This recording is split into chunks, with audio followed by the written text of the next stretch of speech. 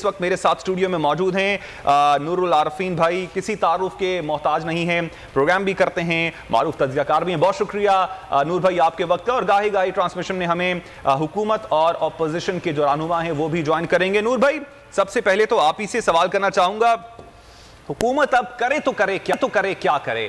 یہی کہہ سکتی ہے اپوزیشن کو کہ آپ جلسے نہ کریں، کووڈ پھیل رہا ہے، اور کیا کرے حکومت؟ کچھ نہیں کر سکتی تو حکومت رکشہ کر لے. مطلب آن اے لائٹر نوٹ یہ کہہ دوں گا میں، سب سے آسان کام اس وقت تو یہ ہے، حکومتیں دنیا بھر میں حکومت کرنے کے لیے آتی ہیں، بیانات دینے کے لیے نہیں. حکومتیں عوام سے درخواست کرنے کے لیے نہیں آتی ہیں. جو کاڑے ہوتے ہیں نا، جو ایک آنکھ کے ہوتے ہیں، وہ اس طرح کی حرکتیں اور چھچوراپن کر رہے ہوتے ہیں جس طرح کی یہ لوگ کر رہے ہیں. آپ نے بتایا کورونا کتنا خطرناک ہے. میں کورونا کے حوالے سے ذاتی طور پہ بھی کچھ جانتا ہوں، کچھ ڈاکٹر صاحبان نے بھی بتایا ہوا ہے، کچھ ہمارے پولیٹیشنز ہمیں بتا رہے ہیں. یہ کورونا اس وقت کہاں چھٹی لے کے گیا ہوا تھا جب حکومت جلسے کرتی پھر رہی تھی، جب وہ حکومت کے تمام انمول رتن جا کر کے عوام کو جھانسا دے رہے تھے. کورونا اس وقت بھی وہیں موجود تھا، لیکن خطرے کا احساس ان کو اس وقت ہوا جب اپوزیشن ان کے گلے آنے لگی. اچھا دوسری بات یہ ہے کہ کورونا کو آپ بیان داغ کر کے نہیں روک سکتے. دنیا میں آج تک کون ایسا آدمی ہے جس نے اسرائیل علیہ السلام کو ان سے بیل لے لی ہو ہی نہیں سکتا نا، پاسبل نہیں ہے. آپ ابھی صورتحال بتا رہے تھے خبرنامے میں کہ کس طرح سے وینٹیلیٹرز فل ہوتے چلے جا رہے ہیں اسپتالوں کی. میں آج ایک جنازے میں شرکت کر کے آیا ہوں. میں اپنی 43 ایئرز کی لائف میں نے ایک ساتھ 12 جنازے ایک قبرستان میں آتے ہوئے نہیں دیکھے. میں حلفیہ بتا رہا ہوں اس وقت، میں اس وقت ذہنی طور پہ بھی کہیں اور ہوں. 12 جنازے میں نے آج کے دن میں دیکھے ہیں. میں یہ نہیں کہہ رہا وہ سب کووڈ کی وجہ سے ہوئے ہیں، لیکن حالات ہماری سوچ سے، ہمارے اندازوں سے زیادہ خطرناک. کورونا یہ نہیں کہ سیاسی جماعتوں کے رہنما ان کو نہیں ہوئے. ہمارے پاس شاہد خاقان عباسی کی مثال ہے، شیخ رشید کی مثال ہے، ادھر ہمارے وزیر اعلیٰ سندھ ہیں، ان کو بھی کرونا ہوا. اچھا میں کسی کا نام نہیں لیتا، لیکن بہرحال سیاسی جماعتوں کے بارے میں تو میں یہ گمان کر سکتا ہوں کہ وہ جھوٹ بول رہے ہیں. اچھا ان کی مجبوری ہوتی ہے، ظاہر دیہڑیوں کا سوال ہوتا ہے. جو کل تک، میں نام نہیں لیتا لیکن آپ خود پہنچ جائیں گے انشاءاللہ تعالی، جو کل تک سب سے زیادہ پھدک رہا تھا کہ میں کورونا سے بچاؤں گا تمہیں، وہ آج کدھر ہے؟ کوئی بیان دے، کوئی ٹویٹ داغ دے، کوئی 3 4 رکھے ہوئے ہیں جو لا کر کے ہمیں ایسی جگہوں کی سڑکیں دکھا رہے ہوتے ہیں. کراچی شہر میں کبھی سڑک نظر آئی ہے آپ کو؟ کتنے دنوں سے آپ یہاں کراچی میں؟ یہاں کراچی میں سڑک نام کی چیز نہیں ہے، اور وہ ایسی سڑکیں دکھا رہے ہوتے ہیں کہ دل خوش ہو جاتا ہے، اشش کر اٹھتا ہے. ادھر آپ بولے، ادھر فوراً آپ پر تعصب کا، عصبیت کا الزام لگ جاتا ہے. تو ان کو تو چھوڑ دیں آپ. کورونا سے بچانے کے لیے میں نام نہیں لے سکتا، میری مجبوری ہے، میں نام نہیں لے سکتا، لیکن کچھ سینئر لوگوں سے میری گفتگو ہوئی ہے. اس میں 2 جماعتوں سے میں نے رابطہ کیا، 2 جماعتوں کے سینئر لوگوں سے، اس میں حکمران جماعت بھی شامل ہے. میں یہ بتا دیتا ہوں آپ کو، میں نے ان سے اسٹریٹ کوسچن کیا کورونا کے نام پر کون کون ارب پتی ہو چکا ہے. یو بلیو می، اس وقت کورونا کتنا بڑا دھندا بن چکا ہے. کل تک جو اسکول کھل نہیں رہے تھے آج وہ بند نہیں ہو رہے. آپ کے خیال میں یہ ہوائی بات ہو رہی ہے؟ میں کسی پہ الزام نہیں لگا رہا، لیکن شک کے دائرے میں بہت سارے لوگ ہیں. شک کے دائرے میں اپوزیشن بھی ہے، اور اپوزیشن کیوں اتنا پھدک رہی ہے یہ سب جانتے ہیں. میں اگر سراج الحق صاحب کے بیان کو دہرا دوں تو میرے خیال ہے بات پوری ہو جائے گی. پی ڈی ایم اس گھوڑے پر سوار ہونا چاہتی ہے جس پر پی ٹی آئی پہلے سے موجود ہے. یہ دودھ کی اس بوتل کا جھگڑا ہے جو اس وقت پی ٹی آئی کو ملی ہوئی ہے. دراصل پیپلز پارٹی اور دیگر سیاسی جماعتیں، نون لیگ، مولانا فضل الرحمان، ان کے بقول، سراج صاحب کے بقول، اور میں بھی اس کو سیکنڈ کرتا ہوں، ان کو دودھ کی در حقیقت وہ بوتل چاہیے. ابھی سب اچھا ہو جائے گا، پورا پاکستان اچھا ہو جائے گا، کوئی کورونا نہیں ہوگا، کوئی معیشت خراب نہیں ہوگی، کوئی لوگوں کو خدا نخواستہ روزگار کے مسائل نہیں ہوں گے، سب راوی چین ہی چین لکھنا ہوگا. اگر دست شفقت ان کے اوپر آ جائے، یہ صرف پیور منافقت ہے. پیور منافقت کا کھیل کھیلا جا رہا ہے، اور دونوں طرف سے شرطیں لگی ہوئی ہیں کہ تم جیتو گے یا ہم.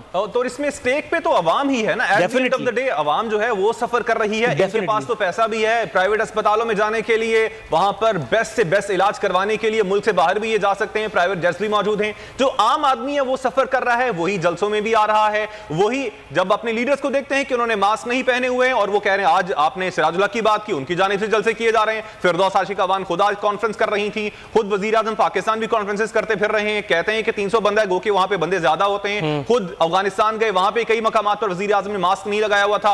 अगर आप इस तरह के मैसेज अपने लीडर, अपने फॉलोअर्स को देते हैं, लीडर्स जो होते हैं वो ट्रेंड सेट करते हैं, वो बताते हैं कि किस तरह के चीजें हो रही हैं। जब आप खुद बतौर लीडर एक मैसेज जब दे रहे हैं आवाम को कि कोई फायदा नहीं है, कोरोना कुछ नहीं है, आम आदमी से आप पूछते हैं, जब आप उनको मास्क लगाने का कहते हैं, जब कहते हैं कि सोशल डिस्टेंसिंग की, जब कहते हैं कोई कोरोना शोरोना है ही नहीं, तो at the end of the day हमारे जो लीडर्स हैं वही मिसाल सेट करें ना। जल्द से एक जानिब उनसे मना करना, एक जानिब जो मिसाल सेट की जा रही है कोरोना से बचाव के लिए, वो भी तो ठीक नहीं कर रहे। इसमें कोई दो राय नहीं है। वो आपने मशहूर वाक़या सुना होगा, नबी करीम सल्लल्लाहु अलैहि वसल्लम के पास एक खातून अपने बच्चे को लेके हाजिर हुई। बच्चे को मीठा खाने का कुछ चस्का था। नबी करीम सल्लल्लाहु अलैहि वसल्लम ने उस दिन उस बच्चे को कोई नसीहत नहीं फरमाई। आपने अगले दिन का वक्त दिया, आपने कहा कल आना, और अगले दिन जब वो नसीहत फरमाई तो उस औरत ने इस्तफसार फरमाया, तो आपने बयान किया कि कल तक मैं खुद भी मीठा उसी रग़बत से खा रहा था जिस तरह से, कमी बेशी अल्लाह माफ़ फरमाए, जिस तरह से ये बच्चा खा रहा था। पहले आपने खुद बारात की, पहले आपने खुद जो है उससे दस्तबरदारी की, उसके बाद आपने नसीहत फरमाई। आप जो बात कर रहे हैं, मैं अगर कुछ कहूँगा तो फिर कम भी बहुत ज़्यादा हो जाता है। मिसाल के तौर पे आप अगर कंटेनर पे चढ़ के पार्लियामेंट की तरफ हाथ उठा करके उसको लानत देते हैं, तो आपने क्या दिया अपने लोगों को, आपने क्या सिखाया? सोशल मीडिया ब्रिगेड जो क़याम जिसके मैं नाम लिए लेता हूँ, मरियम नवाज़। मरियम नवाज़ पाकिस्तान की वो पहली खातून है जिन्होंने डिक्टेटरशिप, सोशल मीडिया डिक्टेटरशिप का एक तस्वुर लाई और फिर बाकायदा एक जिहादी ब्रिगेड पाकिस्तान में मुतारिफ कराई, लोगों को गालियां देने के लिए, अपोजिशन की ऐसी तैसी करने के लिए, अपने बाबा जान के दौरे इख्तिदार में। आज के एक अहम तरीन वजीर उसका शिकार थे, मुझे टेलीफोन करते थे कि यार मुझे प्रोग्राम में बुलाओ। जी मीडिया सेल था, कौन नहीं जानता, मुझे बुलाओ प्रोग्राम में, मुझे मरियम ने बैन कर रखा है, ये चांस तुम ही ले सकते हो। मैं उनको महीने में 2 बार 1 बार कभी कभी उनको बुला लिया करता था, जैसी मेरी रिक्वायरमेंट थी।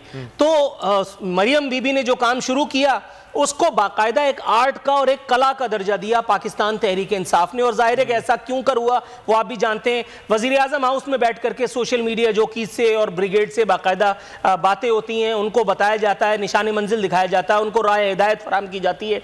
और ये वो लोग हैं, मैं इनकी शान में, सबकी शान में नहीं कह रहा, इनमें से बहुत से ऐसे हैं कि जिनकी शोहरत दागदार है, इनमें से बहुत से ऐसे हैं जो सिर्फ खुशामद और चमचागिरी में PhD किए हुए हैं, जो मोहतरम वज़ीर-ए-आज़म के नाम लेने से पहले हजरत और आखिर में रहमतुल्लाह अलैह लगाते हैं, जो हक़ायक़ को सही तौर पर ना जानते हैं, ना दिखाने का हौसला रखते हैं।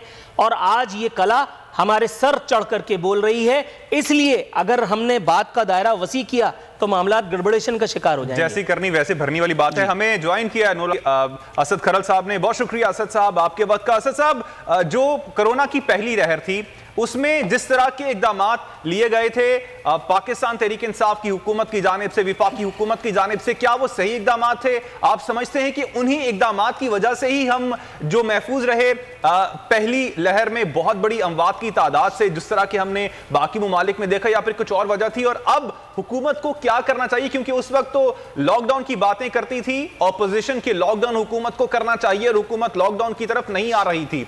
अब हुकूमत कहती है कि हम लॉकडाउन की जानिब जाएंगे, ऑपोजिशन को जलसे जब करते हैं और ऑपोजिशन इल्जाम लगाती है कि हमें जलसों से रोकने के लिए ये लॉकडाउन तक कर देंगे, क्या कहेंगे आप?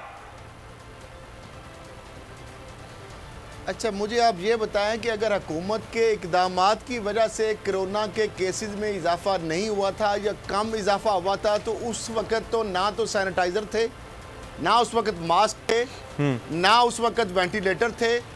तो उस वक़्त अगर यही हुकूमत जो मौजूदा है, जिसकी 3 सूबों में भी हुकूमत है, मरकज़ में भी हुकूमत है, अगर इसी के सुनहरी इक़दामात की वजह से कोरोना के केसेस में कमी हुई थी, वो बहुत ज़्यादा नहीं बढ़े थे, तो अब ये मैं प्राइम मिनिस्टर साहब का ट्वीट पढ़ देता हूँ, अब उससे अंदाज़ा लगा लें। वो कहते हैं पाकिस्तान में वबा की दूसरी लहर के अदाद-ओ-शुमार तशवीशनाक हैं। गुज़श्ता 15 रोज़ में वेंटिलेटर्स के मोहताज मरीज़ों की तादाद में होने वाला इजाफा, पेशावर में 200% वेंटिलेटर के जो मरीज़ है कोरोना के, उनके अंदर इजाफा हुआ है। मुल्तान में 200% इजाफा हुआ है, कराची में 148% इजाफा हुआ है, और इसके अलावा लाहौर में 114, इस्लामाबाद में 65% और मुल्तान के 70% वेंटिलेटर ज़ेरे इस्तेमाल हैं। फिल वक्त पूरी दुनिया दूसरी लहर की ज़द में है। अब तो मास्क भी वाफर मौजूद हैं, अभी फवाद चौधरी साहब का ट्वीट आया, और बहुत सस्ते मिलते हैं। وینٹیلیٹر بھی موجود ہیں، آپ کے اس کے بعد جو سینیٹائزر بھی وافر مقدار میں موجود ہے۔ تو اب یہ کیسز اتنے زیادہ جو تشویشناک حد تک اضافہ ہو رہا ہے، اس کا مطلب ہے آپ یا پہلے غلط تھے یا آپ اب غلط ہیں۔